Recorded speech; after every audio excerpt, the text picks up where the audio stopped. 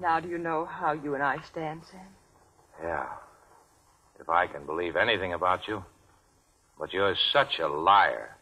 I am a liar. I've always been a liar. Well, I wouldn't brag about it. Was there any truth at all in that yarn you were telling me about Thursby and the Falcon? Some. Not very much. Well, we've got all night before us. I'm so tired. So tired of lying and thinking up lies and not knowing what is a lie and what is the truth. I wish... Look, honey, I think I'd better have a talk with Gutman in the morning.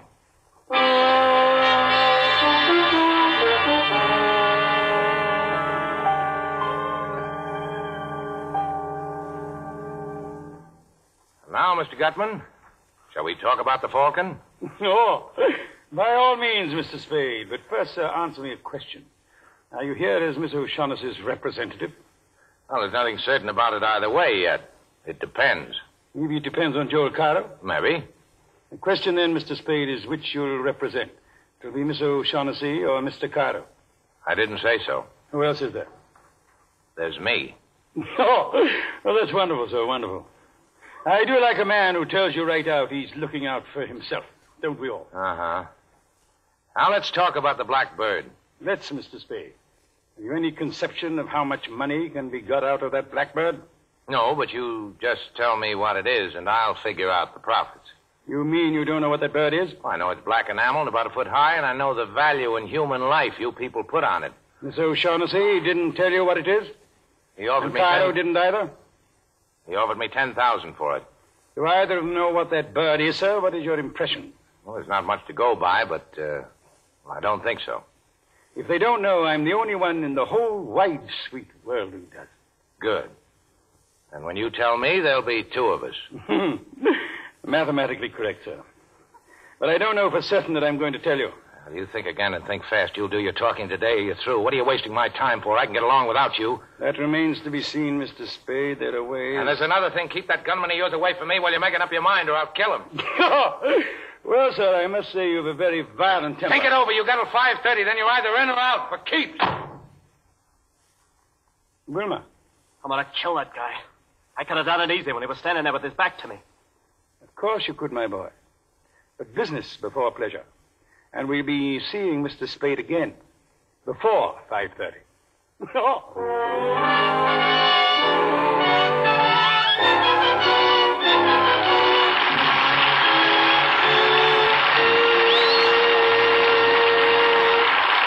So ends Act 1.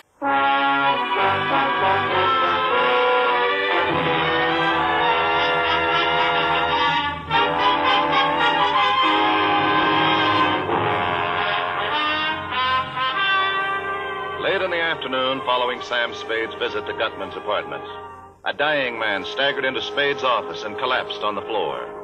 He died before he could speak to Spade, but his papers identified him as Captain Jacoby of the steamship La Paloma, and clutched to his bullet-torn chest was the Maltese Falcon. After depositing the Falcon in a railroad station check room and mailing the identification check to his private post office box, Sam met Bridget O'Shaughnessy and took her to his apartment. You know, Sam, I never would have faced myself in this position if I hadn't trusted you completely. Oh, that again? But you know that's so. You don't have to trust me as long as you can persuade me to trust you. But Sam, darling. Well, I think we better let it go at that until we see what happens after Gutman gets here. The fat man? Here? Certainly, why not? Anyway, that should be him. So it's too late to change our plans. I'll be right back. Oh, hello, Gutman. Good evening, sir. I see you brought company. I can understand the gunman, but I didn't know Cairo was a friend of yours. No, we're old acquaintances. Now that we're all here, let's go in and sit down and be comfortable and talk. Oh, sure. Come on in. Now, look, Angel. Gutman brought a couple of friends along. Good evening, Mr. Shaughnessy. Hello, Joe. You look unusually charming this evening, my dear. Thanks. The Gunsul doesn't talk, Angel. Get away from me, punk. Stand still and shut up. Listen, you're not going to frisk me, touch me, and I'm going to make you use that gun. Ask your boss if he wants me shut up before we talk. Never mind, Wilma. Oh, you're certainly a most headstrong and unpredictable individual, Mr. Spade. Now, why did you send for me? You ready to make the first payment and take the Falcon off my hands? The Falcon? That's right, Angel. I've got it. Well, sir, I have in this envelope $10,000. 10,000? Oh, we were talking about more money than that. Yes, sir, we were, but there are more of us to be taken care of now. Well, that may be, but I've got the Falcon. I shouldn't think it would be necessary to remind you, Mr. Spade, that though you may have the Falcon, yet we certainly have you. Yes, I'm trying not to let that worry me, but let the money wait. There's another thing to be taken care of first. We've got to have a fall guy. I beg your pardon? Police have got to have a victim, somebody they can stick for those 3 murders. Two. Only 2 murders, Mr. Spade. Thursby undoubtedly killed your partner. All right, 2 then. Now, the point I've got to give the police, a victim when the time comes. If I don't, I'll be it. Let's give him Wilmer here. Why, you dirty He rat. actually did shoot Thursby and Jacoby, didn't he? Anyway, he's made to order for the part. Let's turn him over to them. By God, so you are a character, that you are. There's never any telling what you'll say or do next, except that it's bound to be something astonishing. Well, it's our best bet. With him in their hands, the police will forget the rest of us. Your plan is not at all practical, sir. Let's not say anything more about it. All right. I have another suggestion. Let's give him Cairo. Well, by God, sir. Suppose we give him you, Mr. Spade, or Mrs. Shaughnessy. How about that, huh? Sam, you wouldn't. You people want the Falcon, I've got it. The fall guy is part of the price I'm insisting on. You seem to forget you're not in a position to insist on anything. No? If you kill me, how are you going to get the Falcon? By God, sir, you are a character. Well? Well, what else can I do? I'm sorry, Wilma. Terribly sorry. I want you to know that I couldn't be any fonder of you if you were my own son. But, well, if you lose a son, it's possible to get another. And there's only one Maltese Falcon. You rat, I'll kill you for this. Thank you, Mr. Spade. When you're as young as Wilma, one simply doesn't understand these things. And how about some coffee, Bridget? Put the pot on, will you?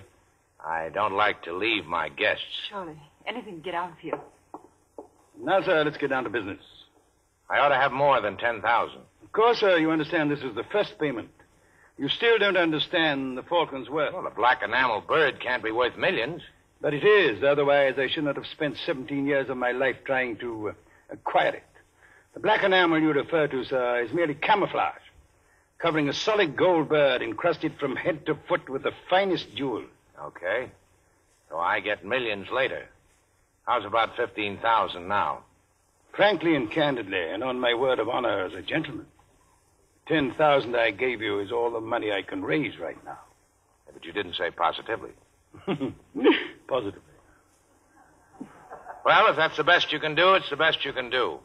But it's understood the punk has to stand as the fall guy. That is part of our agreement, sir. Okay, I'll make a phone call. The Falcon will be here in an hour.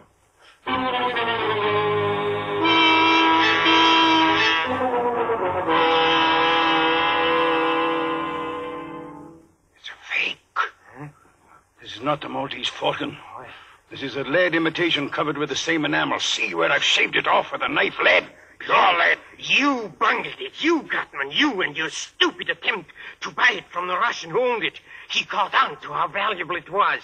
No wonder we had so little trouble stealing it. You imbecile. You bloated idiot. Well, sir, what do you suggest? Shall we stand here and shed tears and call each other names? Or shall we pay the Russian another call in Istanbul? Are you going? 17 years I've wanted that little item, and I intend to get it. Another year, well, sir, that will be an additional expenditure of time on only 5 15/17%. I go with you. Good. And Wilma? Wilma, Where is the boy? He must have made his getaway while we were unwrapping the Falcon. A swell lot of thieves. Well, sir, I left to ask you to return my $10,000. I held up my end. It's your hard luck, not mine, if you didn't get what you wanted. I'm sorry, but I must insist.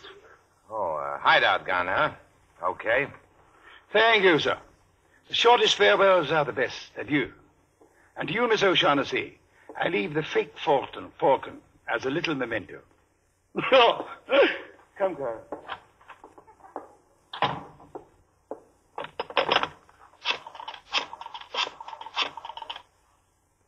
Hello, police department. Lieutenant Dundee there. Put him on. Tell him Sam Spade's calling.